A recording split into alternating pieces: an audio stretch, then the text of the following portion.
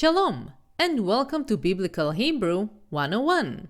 In today's video, we'll be learning essential Biblical Hebrew vocabulary. As you will soon see, some of the words have more than one meaning, depending on the context in which they are used.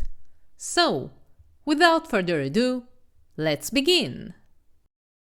Our first word is Yehovah. Yehovah. It is used as the explicit name of God in the Bible. There are many other words to describe God in the Bible, but this word is kind of like his personal name. It is often referred to as the Tetragrammaton, which means four-letter word in Greek. In Jewish tradition, it's considered too sacred to be pronounced, and thus when reading the Hebrew scriptures aloud, it is typically replaced by the word Adonai, which means the Lord in Hebrew. Our next word is Ben. Ben, which means a son. If you put someone else's name after the word Ben, it will be son of. For example, Ben David means the son of David. Our next word is kol. Kol, which means all in Hebrew. Our next word is Elohim. Elohim. It's another word to describe God in the Bible. Our next word is Eretz. Eretz. And the meaning of the word can be different depending on the context in which it was used. It can be a land, a country, or even earth, as we can see in the book of Genesis. Our next word is Melech. Melech, which means a king.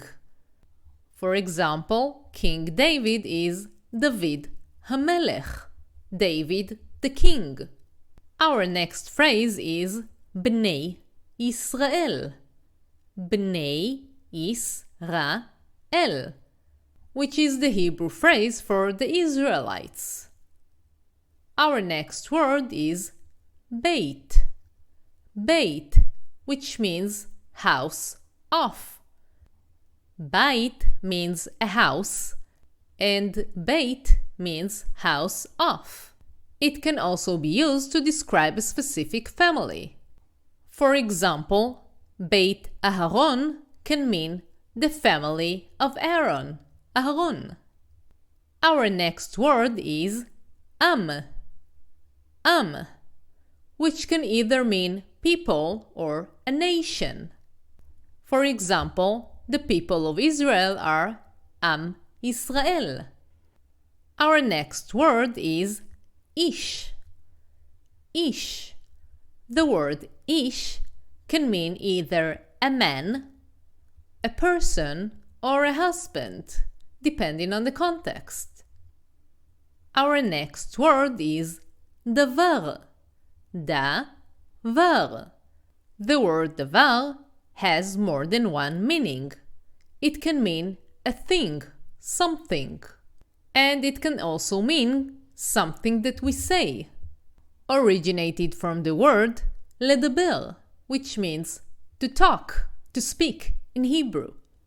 For example, a commandment is diber, and the 10 commandments are aseret hadibrot. Our next word is av. Av, which means a father. For example, Av HaMishpacha is the father of the family. Our next word is Ir. Ir, which means a city. The city of David is Ir David. Our next word is Shana. Shana, which means a year. Our next word is Shem. Shem, which means a name. Our next word is Eved. ved, which means a slave.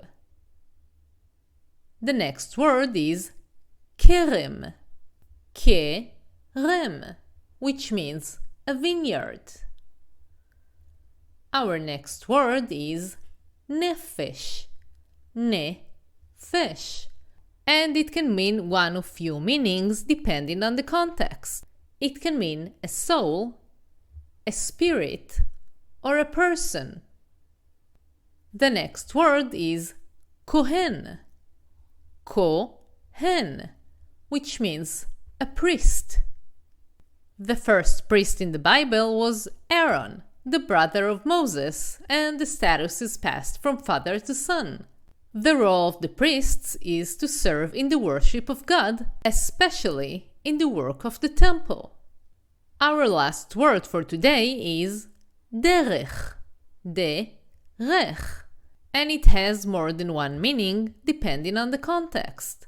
It can mean a road, a path, a way, and it can also mean through something. Let me know in the comments below if there are specific biblical texts that you would like to learn in Hebrew. And if you enjoyed this video, press like and subscribe so you would be the first to know when I release more videos.